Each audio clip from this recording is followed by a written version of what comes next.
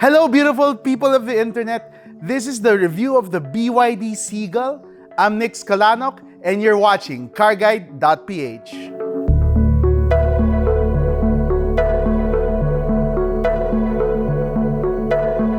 So before we start, I would like to ask if it's okay with you guys to subscribe to our YouTube channel. And if you want to be updated with the latest news and reviews, you can also like our Facebook page. And if you want a more detailed review of these vehicles, you can check out Yuli's reviews at CarGuide.PH. Now, with that out of the way, let us go to the review of the BYD Seagull. It takes the form of a mini hatchback. Just look at this cutie over here. And actually, if you look at it at this angle and like just the hood and the front bumper, it actually has Lamborghini vibes. And as far as drivetrain's concerned, this is a front-wheel drive, full electric vehicle. And with a battery of 30 kilowatt hours, this has an estimated range of 300 kilometers. And actually, we did a test on the average energy consumption of the BYD Seagull. So if you want to see that, we'll try to put the link down below. And in YouTube, we'll try to put the card up here. But the 300 kilometer range, it is realistic with the BYD Seagull, as long as you're one passenger. And the front wheels are powered by a permanent magnet synchronous motor, which is paired up with the BYD's Blade battery. What makes the BYD Seagull special, despite its conventional hot hatch looks, is that it is a dedicated EV platform using the BYD e-Platform 3.0. So we have LED headlights, we have this nice aggressive front bumper, and then you have R16 wheels. And on this category, that's a pretty large set of wheels. It looks really good. You have a shark's fin over there, rear spoiler, LED taillights, the works. So when it comes to standard equipment, you can see it's really loaded with a lot of features. And it being an EV, that's a big plus. I'm inside the BYD Seagull, and I have to say it's very high-tech looking. It really plays the part on being a full EV. Overall, I'll say the build quality, especially at a starting price of 898,000 pesos, you're getting a bit more than what you paid for. Yes, they're hard plastics, but they feel durable. But, you know, just like anything, it's yet to be proven through the test of time. And then here at the front, we have a 7-inch LCD multi-information display. So you have cruise control here on the left, and then you have your media controls here on the right. And then there's this button here on the left side, upper right, that if you press it, it rotates the 10.1-inch infotainment system.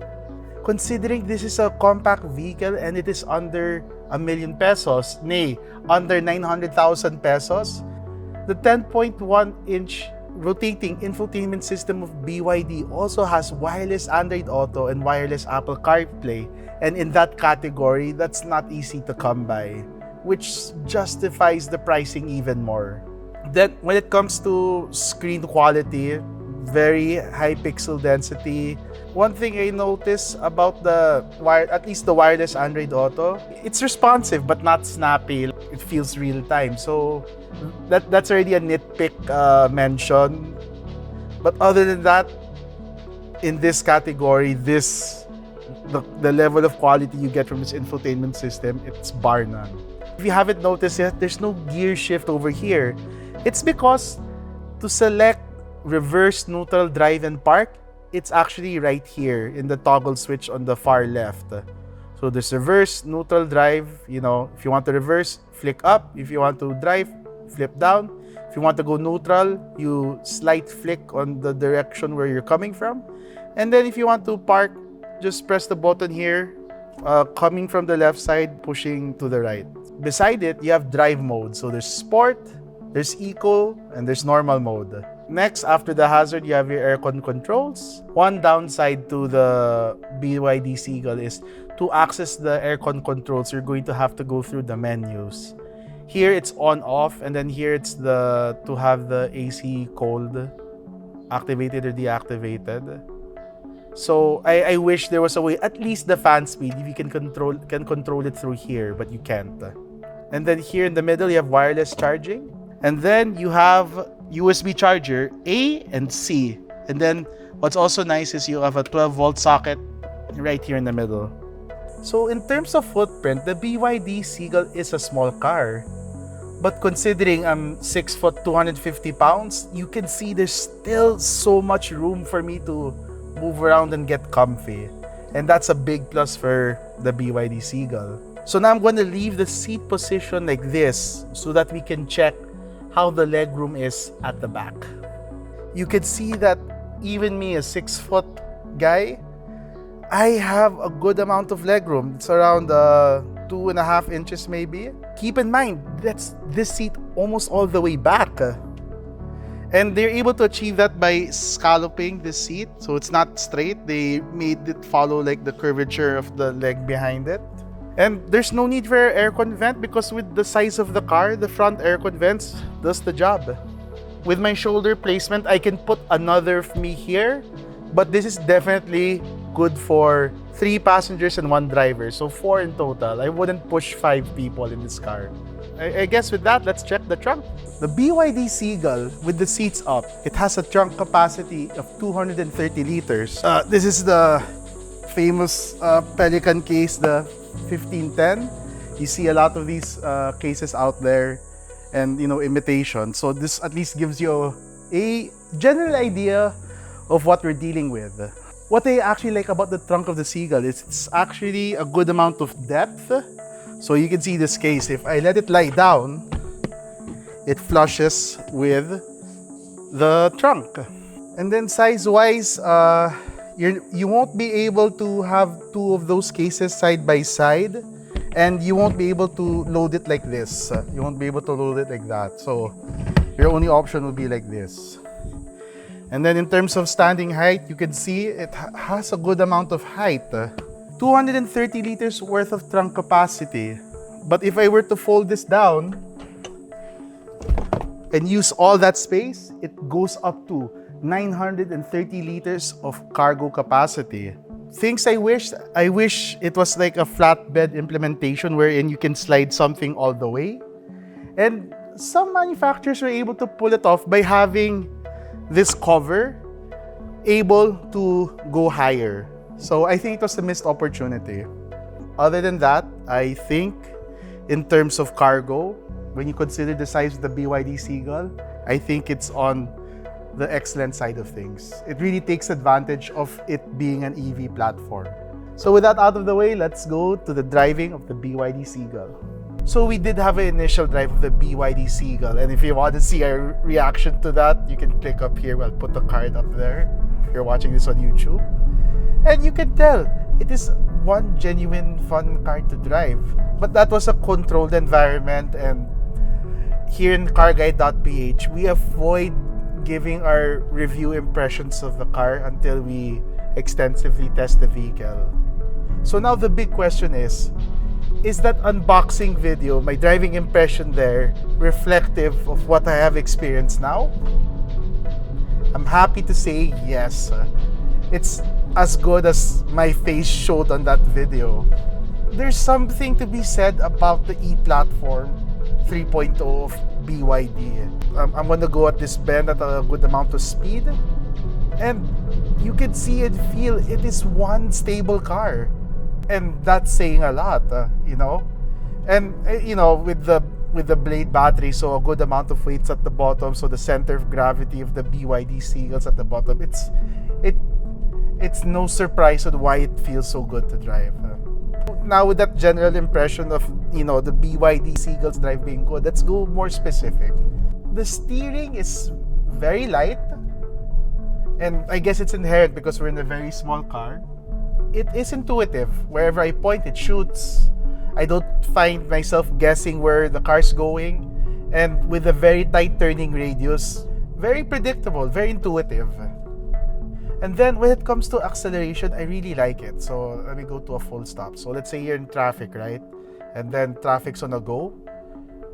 You have that good amount of torque coming from the electric motor to really break inertia.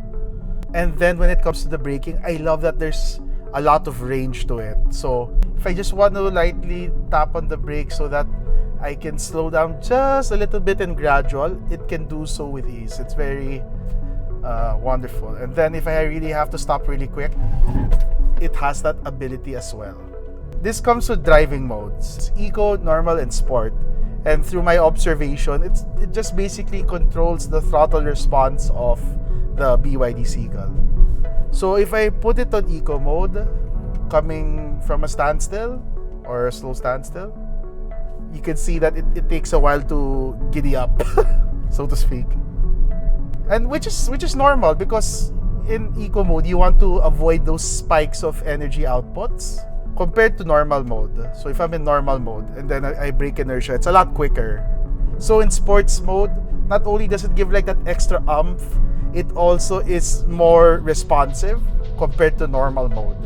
You can drive the BYD Seagull the way you want to. So if you're city driving and you really want that snappiness, you can stick to sports mode, or actually even normal mode.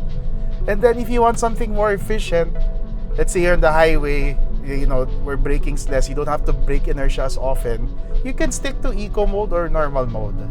Overall, the driving experience of the BYD Seagull, it's like a baby hot hatch, to be honest. It has the performance numbers, you know, and it's guilt-free. In testing this car for a week, I was able to get a snippet of the ownership experience of the BYD Seagull. And there are a few things that I learned. So one thing I learned is having a charger. I don't have a wall charger at my house. I haven't installed one. The thing is though, the portable charger requires your house to be grounded. So if your house is not grounded properly, you'll have to find a way to have a special charging, like a special outlet for that. Because if not, you won't be able to wall charge this. So if you plan to get the BYD Seagull and you have a house, you might want to consider having a well-installed wall charger and not rely on a wall socket. So my experience was now similar to having a condo, wherein you're not going to have a parking slot with an outlet nearby and to be able to charge this. I had to go around the city to, you know, when I park, find a place to charge. It is viable, but you really have to keep in mind to keep it as topped up as possible. So that's one thing to consider if you get the BYD Seagull.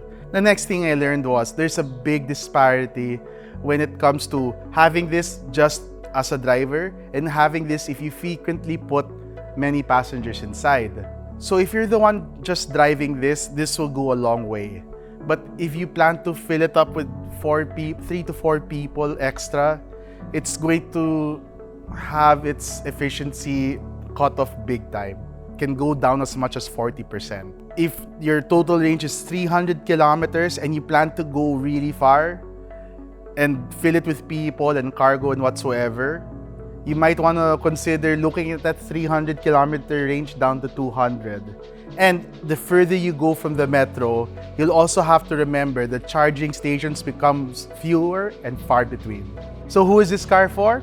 With a starting price of 898,000 pesos, the BYD Seagull really looks nice as your first EV or your first EV city car, or even a city car, second car. If you're looking for a small, practical, efficient EV and you plan to drive it around the city most of the time, if not all the time, it's hard not to recommend the BYD Seagull.